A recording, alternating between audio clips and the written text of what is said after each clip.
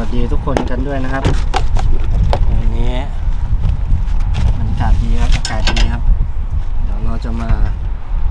ฝึกบินกันฝึกซ้อมนะครับวันนี้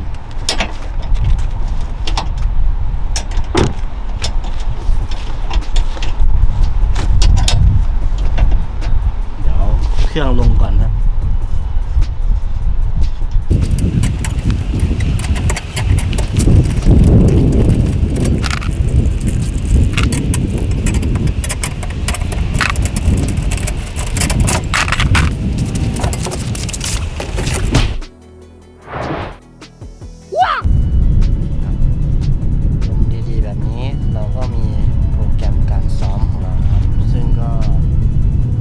จะเป็นวิงคอนโทรลนะครับเดี๋ยวไปเจอกันว่าจะมีวิธีการซ้อมยังไงบ้างนะครับโอเค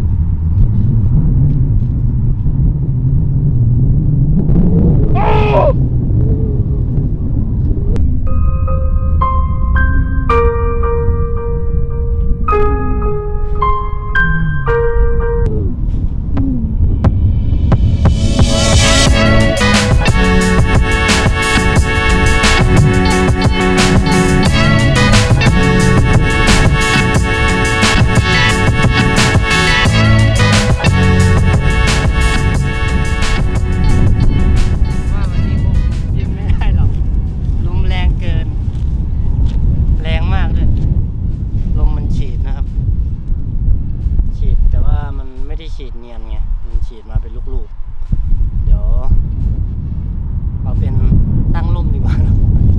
ฝึกพื้นฐานตั้งร่มนะครับวันนี้โอเคไม่บินหรอกแรงโอเคครับทุกคนเดี๋ยวก็เรามาเปลี่ยนรองเท้ากันก่อนนะครับเพื่อความยึดเกาะที่ดีขึ้นครับใส่รองเท้าแตะอาจจะไม่เหมาะเท่าไหร่เปลี่ยนมาเป็นรองเท้าผ้าใบแล้วกันนะ